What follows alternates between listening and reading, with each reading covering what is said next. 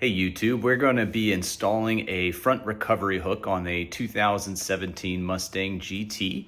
I'll walk you through the steps of what we purchased and all the steps to get it done. So let's get going. All right, so we picked up the ZL1 tow recovery hook. It's very nice, high quality material here. You've got two options. You can show tow or you can show the ZL1Addons.com. We've got the car jacked up on stands. If you're not sure how to jack it up, check out, there's a couple good YouTube videos online. Right now we're jacking it up on the K-member here on both sides, so you can see the car is jacked up. Step one is going to be get underneath the car right here, and you're gonna pull off this belly pan right here underneath, okay? It's a 7mm socket, and there's a back.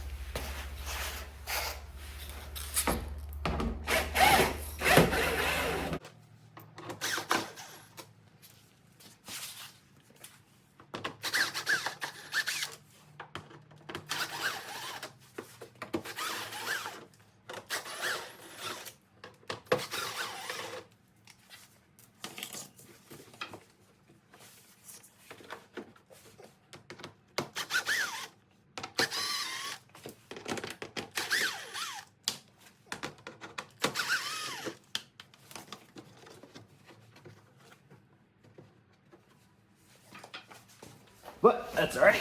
We got them all off. You can see this thing is hanging loose now. So now we just got to pop this thing down. One. All right, so that's good. Thought there were 13. There's 18 of these. All right, lots of these guys. All right, we got the one side down. Now I just got to pop this one loose here. Hey. We got that off. That took longer than I expected. I'll tell you what, 18 bolts, 4 of these little push pins right here. So, maybe 15 minutes, a little longer than I expected. All right, let's get going on the next step. I'll show you here. All right, once you get under the passenger side, you'll have to work out this airflow sensor right here. We have to work that out with a screwdriver. And then you've got, right here, you've got another clip here on the side that is part of it. Just work that out.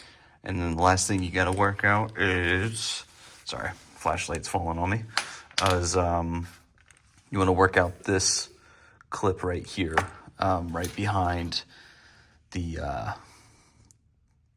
frame right there. So just get a flat screwdriver and work that out as well. That'll free up your access to those 2 bolts right there, which is where it's going to go in. All right, so once you get those things out of the way, then you get access to these bolts here. You want to use a 13mm. Hang that right on there. And then you should be able to work these bolts loose. There you go. Pretty easy. Work these things loose.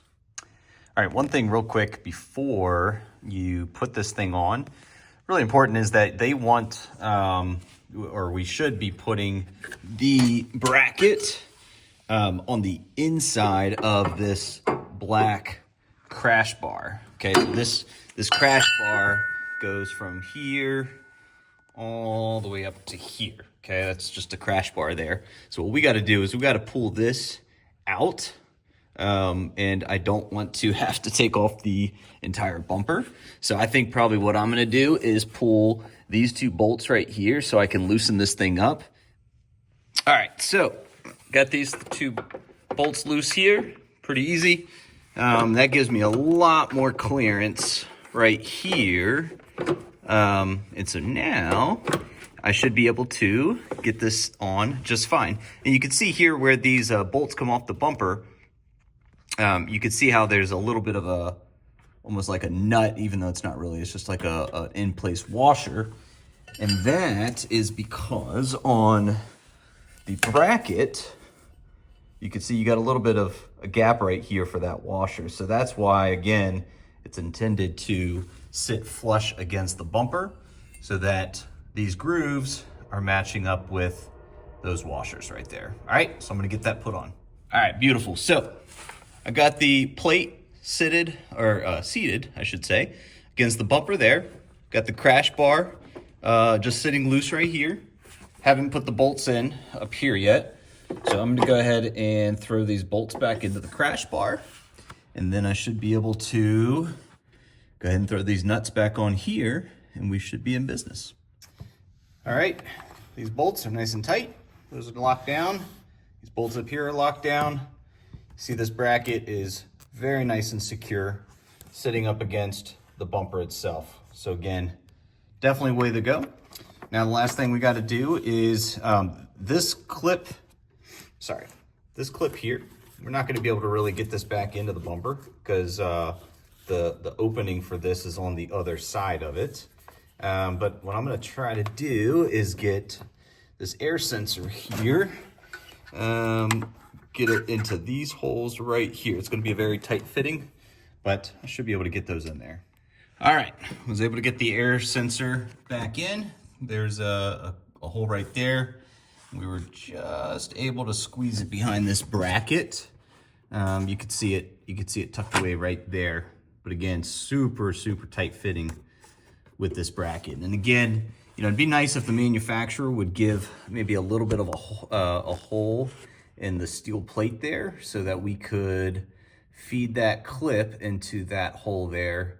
But the way that the bracket is built, it's just completely blocking that hole. So, all right.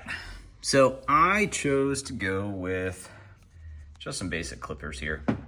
It's really not too hard to snip through this stuff. And again, I just need to basically snip this part here, make a little cut here, and then a little cut right here. And then I think that should give me enough clearance to make this work. All right, made my snip. Think I've got enough clearance now to put this in. So let's see if we can go ahead and get this in there. So now I'm gonna need to fully lock this down, and I'm gonna have to fully lock this in as well with a wrench. All right, tow hook is mounted. Now, last thing to do is to put the belly pan back together, get all these bolts put back on. All right, it took a minute to start getting all these holes lined up underneath, but you know, once you get it worked out, I think I've got maybe 8 screws or so in so far, and I still got, you know, a decent number left, but it takes a few minutes to get it working into spot or into its place, but once you get it lined up, it's pretty easy to throw these things in. All right, I'm gonna finish it up here. All right, folks, belly pan is back together. All, I don't know, 22 bolts or something like that. So now it's time to lower it back down, and we should be good to go. So let's get these things out. All right, folks, that's it. Tow hook's installed. Looks good. Nice and strong, should you ever need it. So, hope you found this video to be helpful.